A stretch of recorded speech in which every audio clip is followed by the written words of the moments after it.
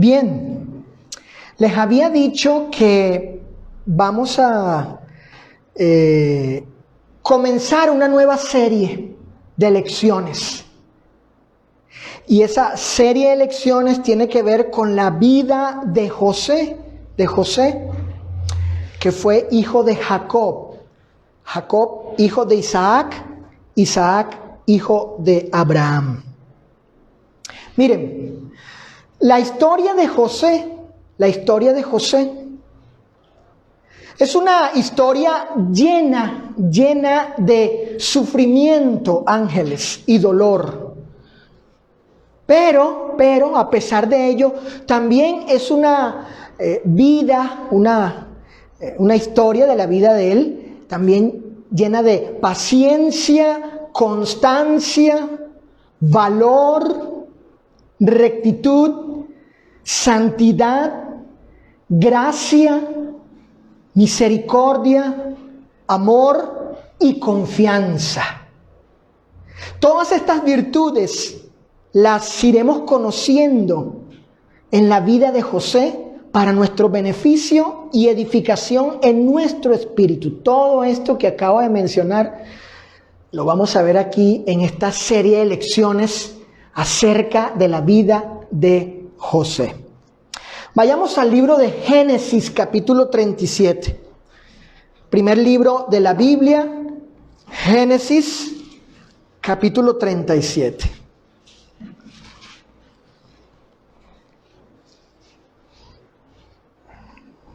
Porque la enseñanza va a estar basada en este capítulo 37 del libro de Génesis. Vamos a leer desde el versículo 1 en adelante.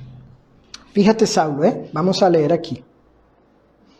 Dice: habitó Jacob en la tierra donde había morado su padre, en la tierra de Canaán. Esta es la historia de la familia de Jacob. José, siendo de edad de 17 años, apacentaba las ovejas con sus hermanos. Y el joven estaba con los hijos de Bila y con los hijos de Silpa, mujeres de su padre. E informaba José a su padre la mala fama de ellos. Y amaba Israel a José más que a todos sus hijos, porque lo había tenido en su vejez. Y le hizo una túnica de diversos colores. Y viendo sus hermanos que su padre lo amaba más que a todos sus hermanos, le aborrecían y no podían hablarle pacíficamente. Y soñó José un sueño y lo contó a sus hermanos. Y ellos llegaron a aborrecerle más todavía. Y él les dijo: oíd ahora este sueño que he soñado. He aquí que atábamos manojos en medio del campo, y he aquí que mi manojo se levantaba y estaba derecho, y que vuestros manojos estaban alrededor y se inclinaban al mío. Le respondieron sus hermanos: ¿reinarás tú sobre nosotros? ¿O señorearás sobre nosotros? Y le aborrecieron aún más a causa de sus sueños y sus palabras. Soñó aún otro sueño, José, y lo contó a sus hermanos diciendo: he aquí que he soñado otro sueño. Y he aquí que el sol y la luna y 11 estrellas se inclinaban a mí. Y lo contó a su padre y a sus hermanos. Y su padre le reprendió y le dijo: ¿qué sueño es este que soñaste? ¿Acaso vendremos yo y tu madre y tus hermanos a postrarnos en tierra ante ti? Y sus hermanos le tenían envidia, mas su padre meditaba en esto. Después fueron sus hermanos a apacentar las ovejas de su padre en Siquem. Y dijo Israel a José: tus hermanos apacientan las ovejas en Siquem. Ven, y te enviaré a ellos. Y él respondió: heme aquí. E Israel dijo: ve ahora, mira cómo están tus hermanos y cómo están las ovejas, y tráeme la respuesta. Y lo envió del valle de Hebrón y llegó a Siquem. Y lo halló un hombre, andando él errante por el campo, a José. Y le preguntó a aquel hombre diciendo: ¿qué buscas? José respondió: busco a mis hermanos, te ruego que me muestres dónde están apacentando. Aquel hombre respondió: ya se han ido de aquí. Y yo les oí decir: vamos a Dotán. Entonces José fue tras de sus hermanos y los halló en Dotán. Cuando ellos lo vieron de lejos, antes que llegara cerca de ellos, conspiraron contra él. ¿Para qué cosa? Para matarle. Y dijeron el uno al otro: he aquí viene el soñador. Ahora pues venid y matémosle y echémosle en una cisterna y diremos: alguna mala bestia lo devoró. Y veremos qué será de sus sueños. Cuando Rubén oyó esto, lo libró de sus manos y dijo: no lo matemos. Y les dijo Rubén: no derraméis sangre, echadlo en esta cisterna que está en el desierto, y no pongáis mano en él, por librarlo así de sus manos, para hacerlo volver a su padre. Sucedió pues que cuando llegó José a sus hermanos, ellos quitaron a José su túnica, la túnica de colores que tenía sobre sí, y le tomaron y le echaron en la cisterna, pero la cisterna estaba vacía, no había en ella agua. Y se sentaron a comer pan.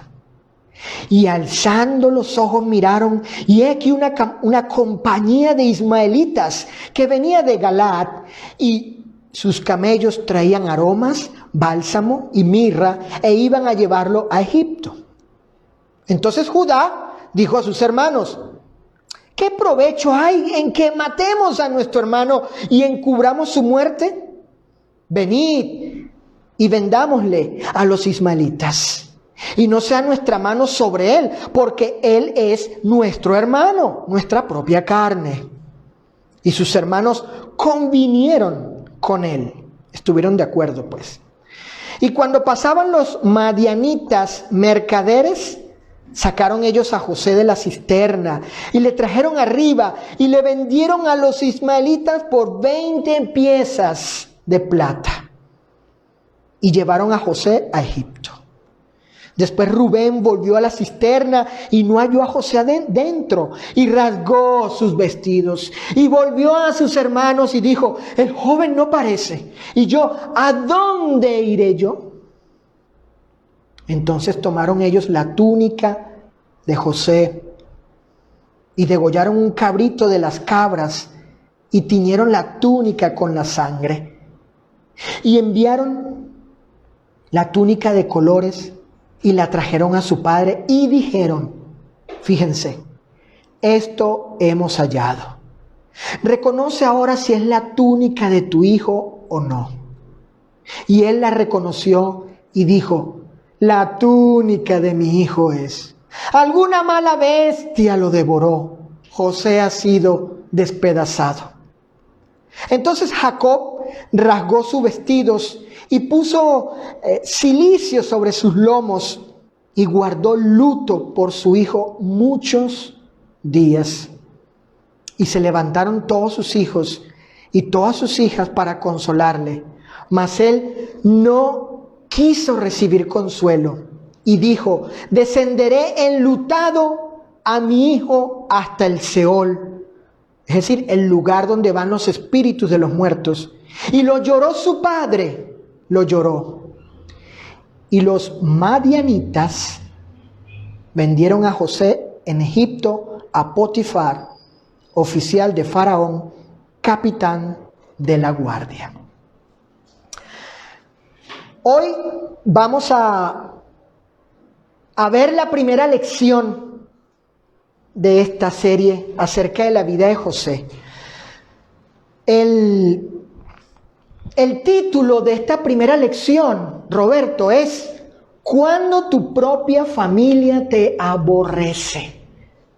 Cuando tu propia familia te aborrece. Escuchen, José era el hijo más pequeño de Jacob. Según el texto bíblico, él era muy jovencito, se empezó a hablar de él cuando tenía 17 años. Sin embargo, y a pesar, Sofi, de su corta edad, conocemos una de sus primeras cualidades. Apunten eso, ténganlo en mente. Una de las primeras cualidades de José, ¿cuál era? Que no toleraba el mal, aun si éste provenía de su propia familia. Subrayen eso, ténganlo allí. Una de estas primeras cualidades de José, que no toleraba el mal, inclusive si ese mal pues provenía de su propia familia. Qué interesante, ¿no? Tan joven y ya tan íntegro. Según el relato bíblico, José le informaba a su padre de la mala conducta pública de sus hermanos.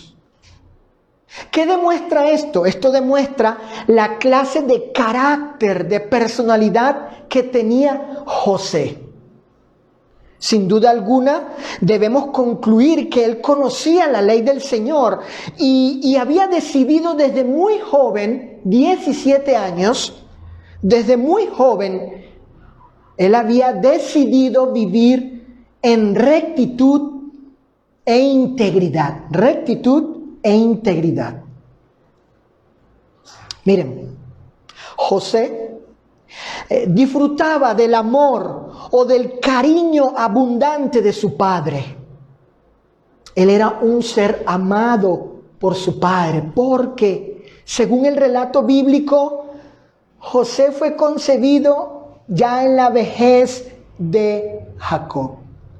Además, creo que Jacob tenía esta preferencia hacia José porque ciertamente, escuchen esto, ciertamente José no era igual a sus hermanos.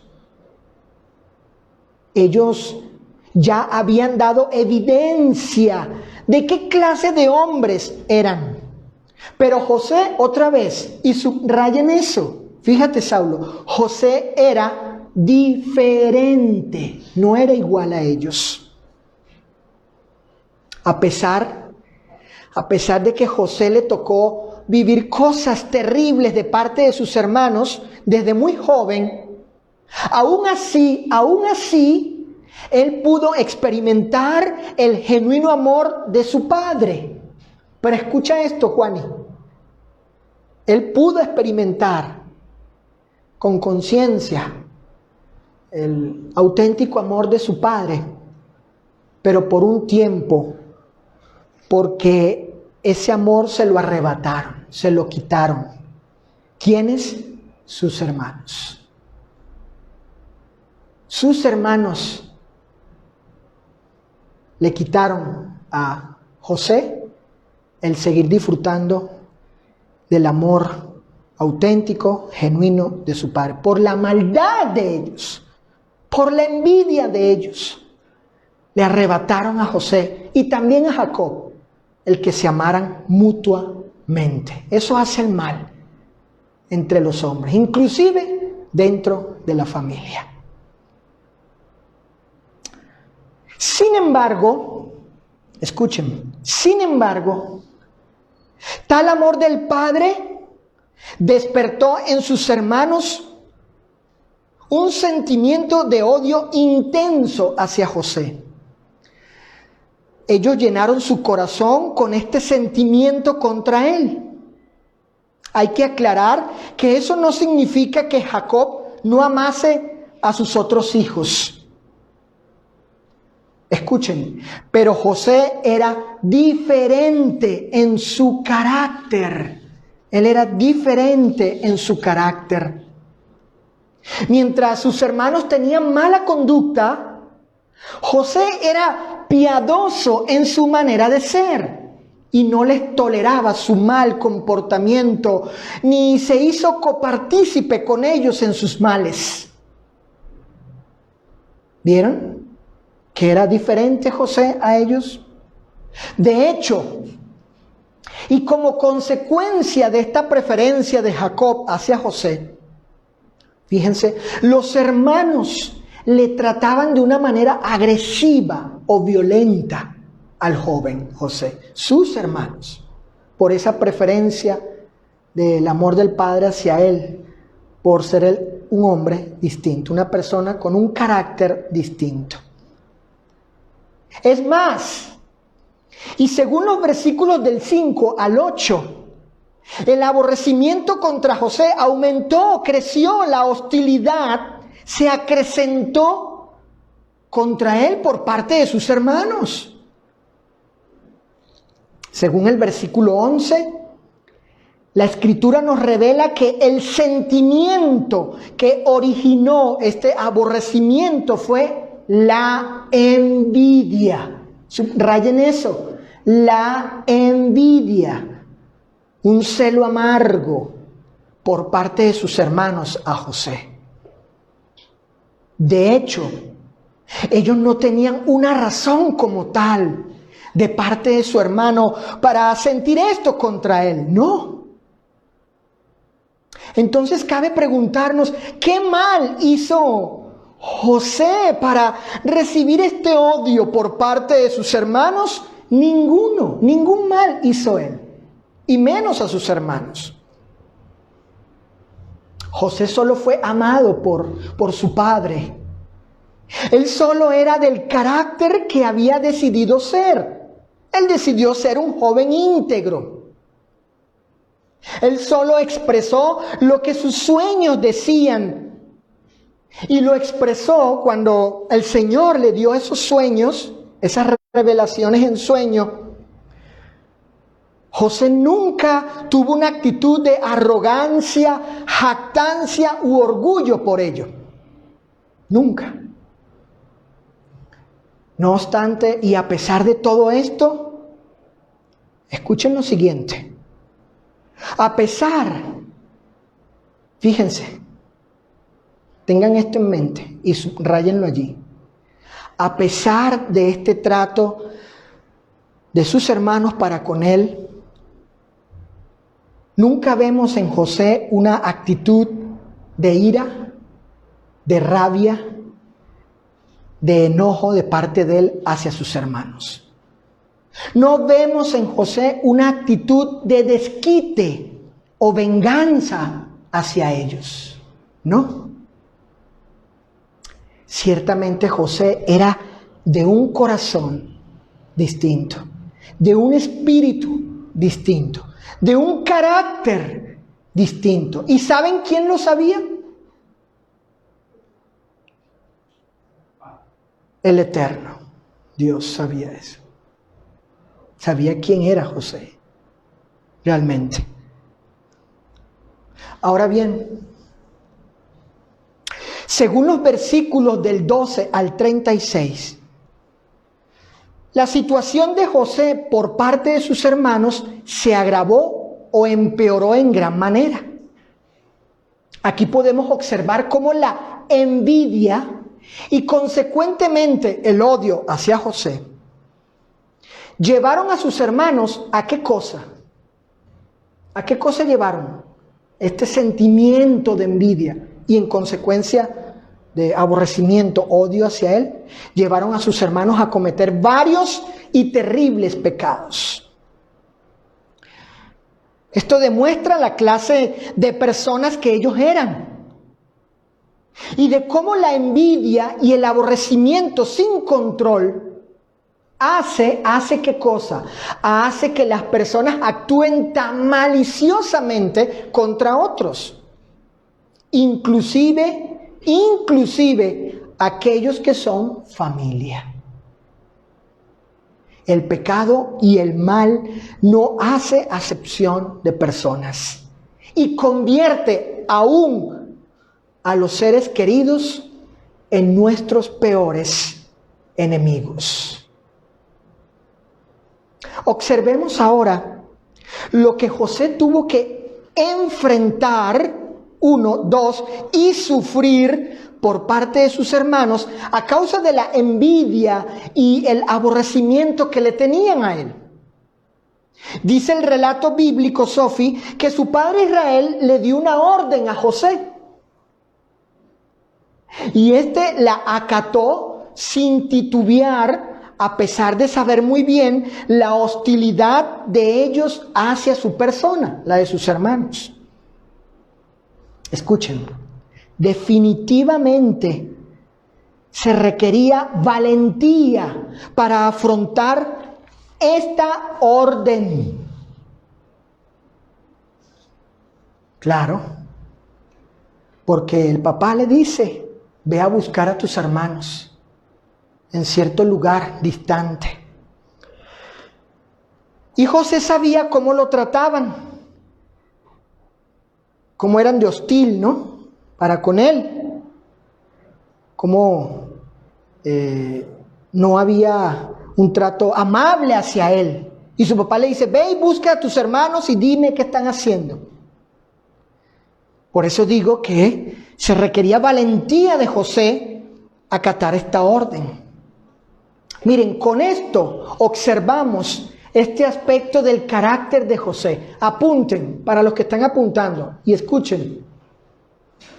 Un hombre, en cuanto al aspecto del carácter de José, vemos que un hombre de valor con disposición a la obediencia. Repito, aquí observamos un aspecto del carácter de José. Un hombre de valor con disposición a la obediencia. Un hombre de valor con disposición a la obediencia. Definitivamente, esto era una cualidad del espíritu piadoso y recto de José. Fíjense, ¿qué sucedió cuando José llegó ante sus hermanos? Bueno, escuchen, ellos llenaron su corazón de maldad. Y de manera premeditada, ellos idearon algo, se unieron para quitarle la vida. Noten este detalle. Este asunto no era de una sola persona. Esto era un complot cruel de varias de ellas, varias personas contra José. Eran muchos contra José, muchos. Sin embargo, no le quitaron la vida a José, sino que le despojaron aquello que había sido dado por su amado padre, aquello que era seguramente de valor para él. Le quitaron la túnica, aquello que le había regalado su padre a él. Miren, José comenzó perdiendo algo material por causa de la envidia, aborrecimiento y maldad de sus hermanos. Algo material. Como suele suceder, un justo sufriendo pérdidas injustamente. Luego, los hermanos lo echan en un pozo donde con toda seguridad pudo haber muerto si era dejado allí.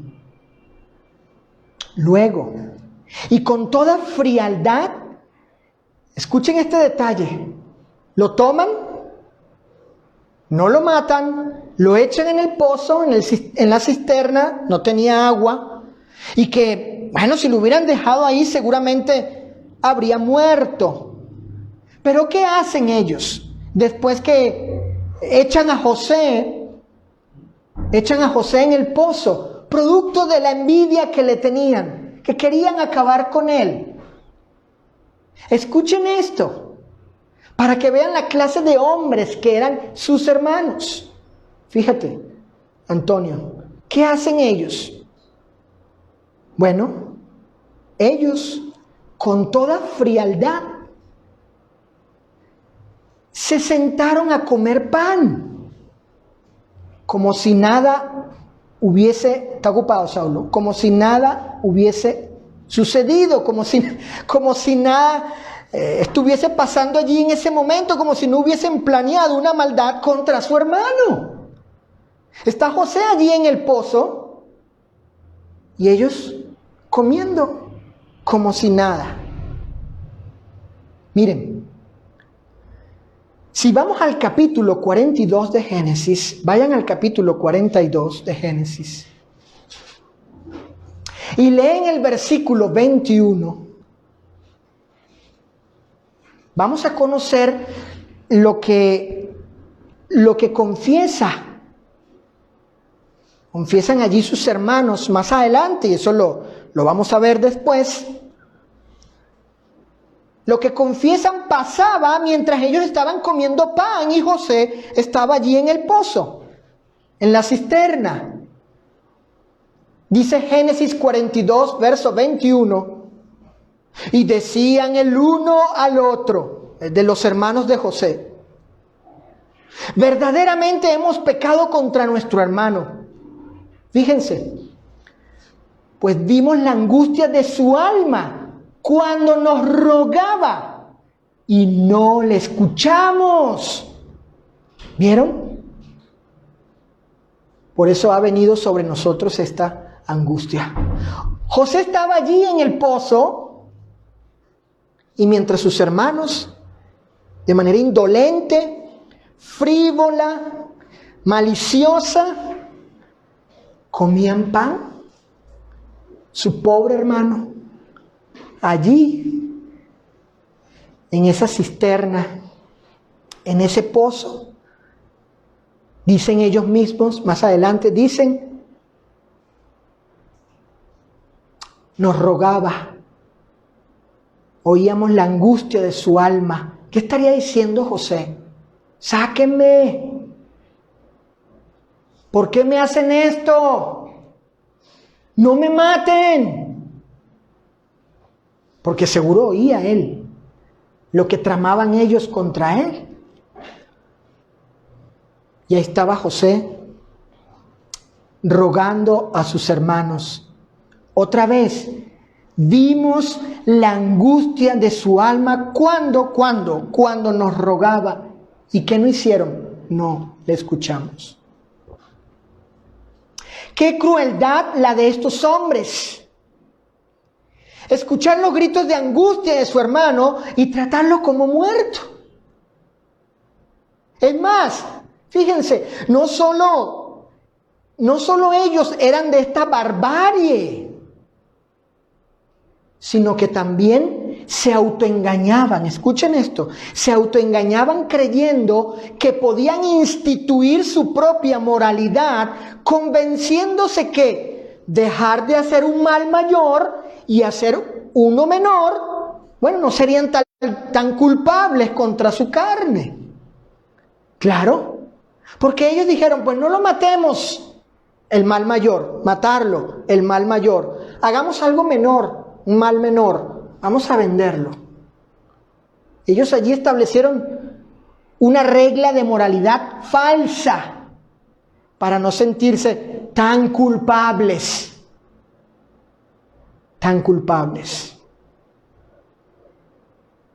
Dice Génesis capítulo 37, versículo 26 y 27, dice así: entonces Judá dijo a sus hermanos: ¿qué provecho hay en que matemos a nuestro hermano y encubramos su muerte? Venid y vendámosle a los ismaelitas, y no sea nuestra mano sobre él, porque él es nuestro hermano, nuestra propia carne, y sus hermanos convinieron con él. ¿Vieron? No lo matemos, el mal mayor. Vamos a hacerle esto. Pensaron ellos, pues es menor. No podemos hacer eso contra nuestro hermano. Y lo otro no era malvado también.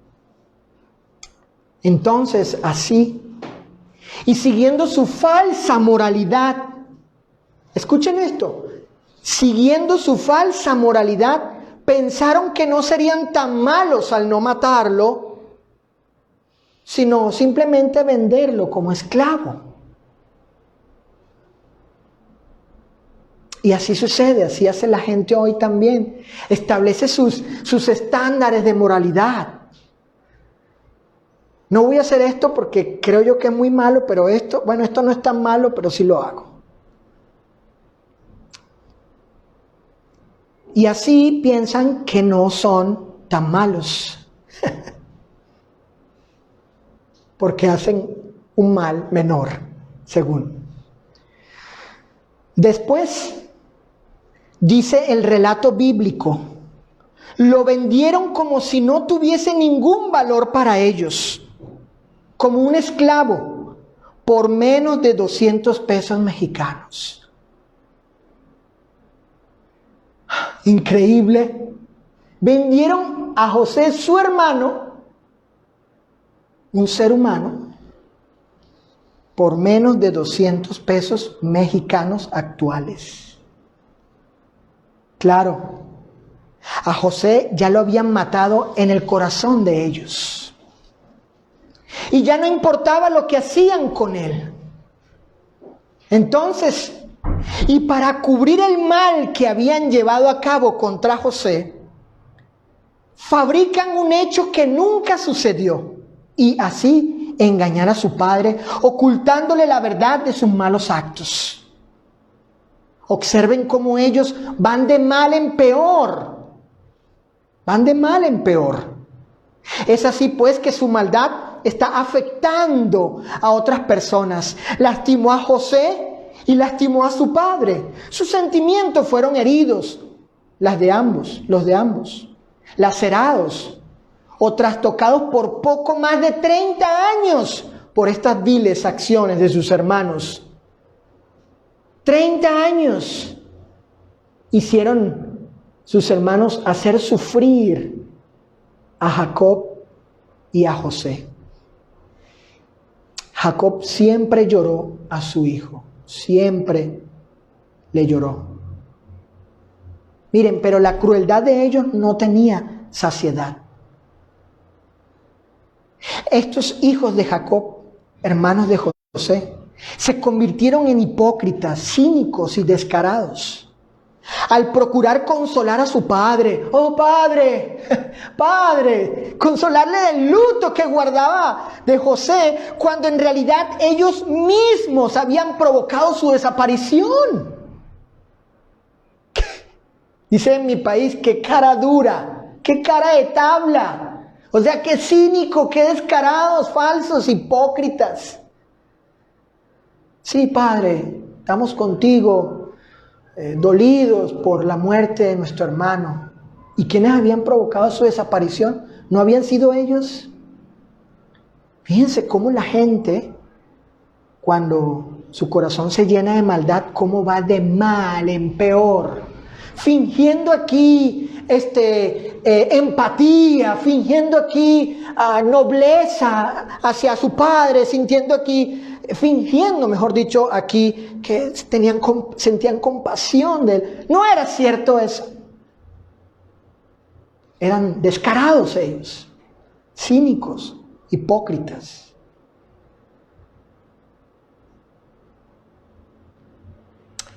Pero eso no importaba a los maliciosos. El punto era llevar a cabo su perverso plan y hacer creer que José había llegado al fin de su existencia. Tal vez esta maldad hacia José pudo haber sido por su carácter íntegro, que los hermanos pues no toleraban la integridad de su hermano, la rectitud de su hermano, la pureza de su hermano. Porque ¿qué había hecho José para merecer todo lo que sus hermanos hicieron contra él? Nada, sino simplemente ser piadoso y recto. Y en todo esto, ¿cuál fue la actitud de José? Escuchen y subrayen, apunten, guarden ahí en su mente y en su corazón. ¿Cuál fue la actitud de José? A pesar de todo esto hasta este momento, ¿cuál fue su actitud? Nunca, escuchen esto, porque es parte de conocer el carácter de él, su personalidad, su distinción.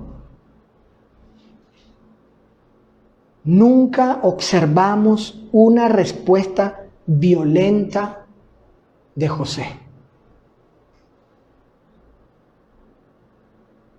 Ni una palabra de amargura y resentimiento contra ellos, sino una actitud, escuchen, una actitud de sufrir pacientemente el mal sin venganza.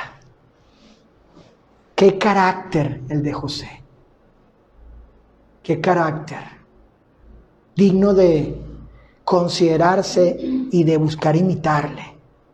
Porque ¿cómo actuarías tú, por ejemplo?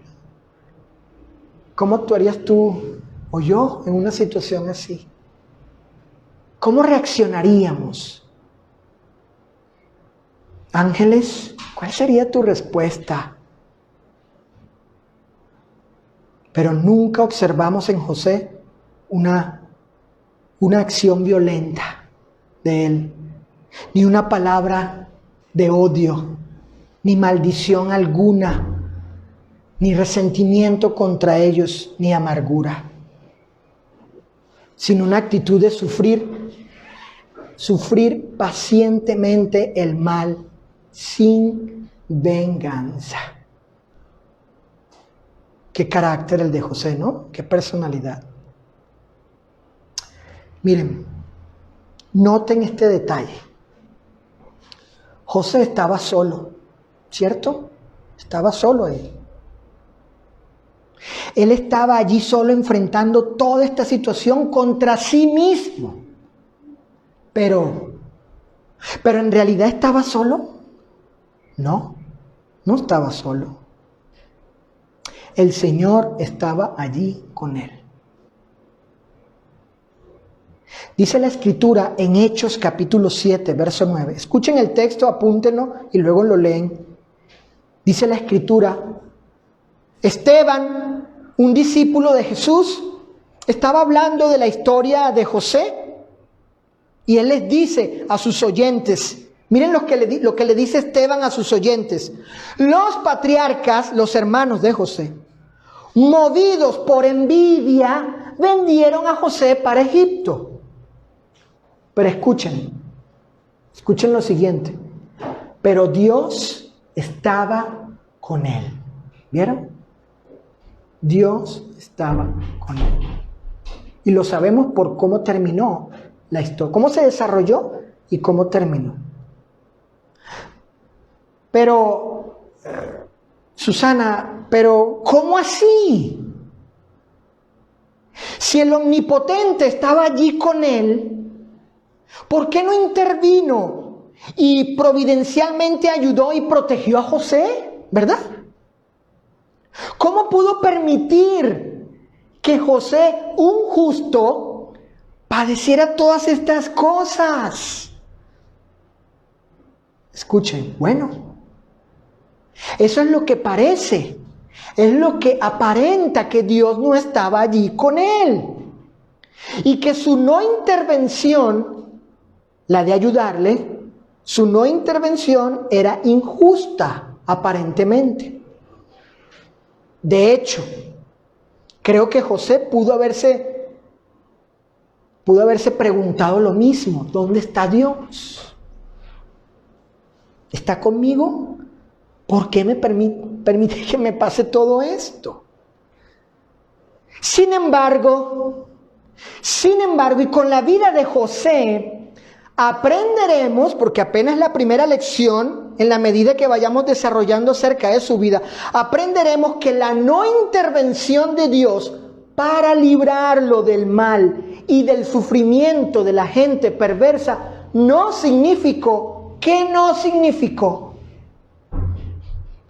¿Qué no significó que Dios, por lo menos hasta este momento, no haya intervenido y librado a José del mal y del sufrimiento de la gente mala? ¿Qué no significa? ¿O no significó? Bueno, no significa o no significó que el Eterno haya sido indiferente a ello. o que no estuviese con José. No, sino que Dios así, y aun cuando parezca incomprensible, llevaría a cabo su plan de redención para toda la humanidad. Porque todo esto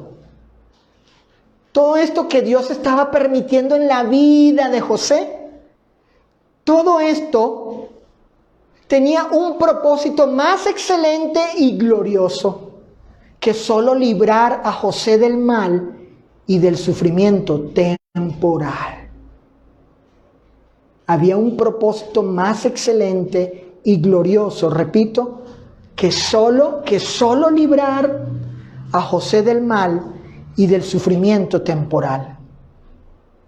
José fue parte de un plan que Dios, desde la eternidad pasada, se había propuesto en sí mismo. Un plan de bendición para la nación de Israel, para todas las naciones. Y también para ti y para mí. Escuchen, Dios, según su providencia, iba a llevar a cabo la consumación plena de su plan, inclusive permitiendo el mal de los hombres sobre los justos. Porque, y sabiendo el Señor que los hombres usan de su libre decisión y voluntad para hacer lo malo, escuchen esto y apúntenlo, grábenlo.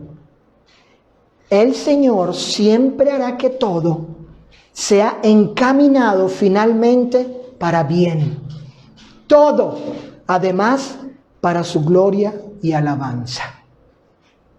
Fíjense. Qué interesante, ¿no?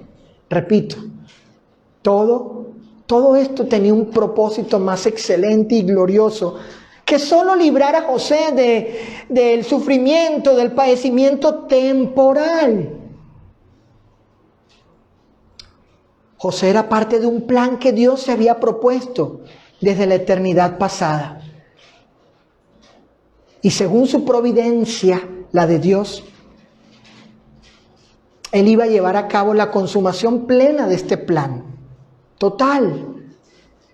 Inclusive si eso implicaba permitir el mal de los hombres sobre los justos. Inclusive. El Señor siempre ha sabido que los hombres usan de su libre decisión y voluntad para hacer lo malo. Sin embargo, a pesar de ello, el Señor, el Eterno, el Altísimo, siempre hará que todo sea encaminado finalmente para bien. Todo, además, para su honra, gloria y alabanza. Por tanto, escuchen esta pregunta. Escuchen, por tanto, ¿qué le tocaba a José hacer en tales circunstancias? ¿Sí? Porque no estaba siendo él liberado del mal de sus hermanos, de haber sido echado en una cisterna, de un plan para matarlo y ahora vendido como esclavo. ¿No estaba siendo liberado de ello? Entonces, ¿qué le tocaba hacer a José en tales circunstancias? Bueno, a él no le tocaba, fíjense, entiendo, a él no le tocaba entender todas las razones y la plenitud de los propósitos divinos en tales experiencias, ¿no? A él no le tocaba eso. Tampoco esperar ser liberado del sufrimiento injusto. Tampoco, no le tocaba. Buscar, procurar eso, ¿no? ¿Qué le tocaba a José hacer en tales circunstancias?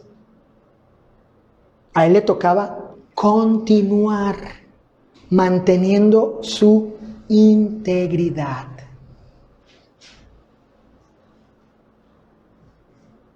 En esas circunstancias. ¿Vieron, jóvenes? Hermanos.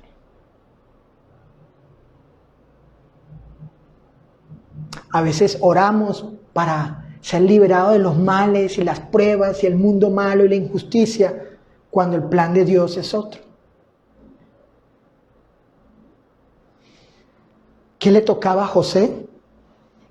Continuar manteniendo su integridad, su carácter piadoso y recto, valeroso y obediente, leal y de confianza al Señor, dentro de tales adversidades. Eso era lo que le tocaba a él. Finalmente, aplicaciones para nosotros los cristianos. Algunas aplicaciones, enseñanzas prácticas que da el Nuevo Testamento para nosotros, que extraigo yo aquí, que tomo de aquí, de esta primera lección de José cuando sufrió el aborrecimiento de su familia. Escuchen, primera aplicación, fíjense. El Señor nos ha llamado, Antonio, a ser de un carácter distinto. Es decir, a vivir en santidad en toda nuestra manera de vivir en este mundo malo. A vivir en integridad, en rectitud, en pureza, en este mundo malo. El apóstol Pedro en su primera carta, capítulo 1, verso 15, dijo: como aquel que os llamó es santo, el eterno Dios, sed también vosotros santos en toda vuestra manera de vivir. Así como José, un hombre íntegro en toda nuestra manera de vida. Número dos, segunda aplicación. Al vivir en esa santidad, escuchen esto, al vivir en esa santidad, no se nos ha prometido, eso no es promesa, nadie espere eso si se hace cristiano o es cristiano. Al vivir en esa santidad, no se nos ha prometido ser libres de adversidades en este mundo malo. No se nos ha prometido eso. Dijo el apóstol Pablo en su segunda carta a Timoteo, capítulo 3, verso 12. Apunten, segunda a Timoteo 3, 12. Dijo Pablo: y también todos los que quieren vivir piadosamente en Cristo Jesús, en unión con Él, padecerán, ¿qué cosa? Persecución. Padecerán persecución. Número 3, tercera aplicación. Inclusive ser de Cristo, cuando nos convertimos a Él, cuando llegamos a ser de Él, eso va a implicar algo de parte de nuestros familiares. ¿Qué va a implicar? Bueno, que tal vez seremos aborrecidos por ellos. Ser de Cristo implicará ser aborrecidos por la propia familia. En una ocasión dijo Jesús en Mateo capítulo 10, verso 36, apunten, Mateo 10, 36, dijo Jesús: y los enemigos del hombre serán los de su casa. ¿No pasó así con José? Y los enemigos del hombre serán los de su casa por ser de Cristo. Cuarta aplicación.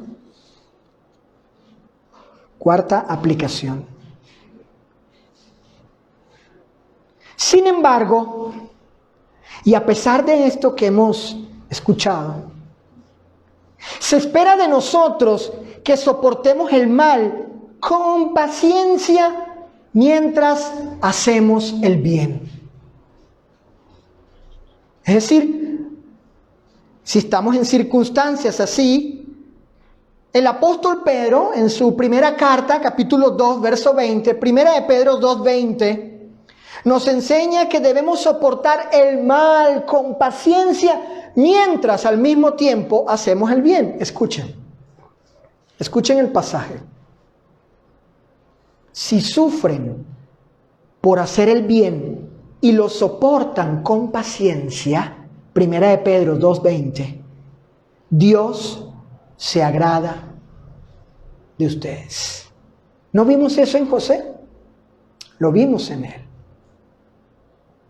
Si sufren por hacer el bien y lo soportan con paciencia, Dios se agrada de ustedes. Penúltima aplicación. 2 más.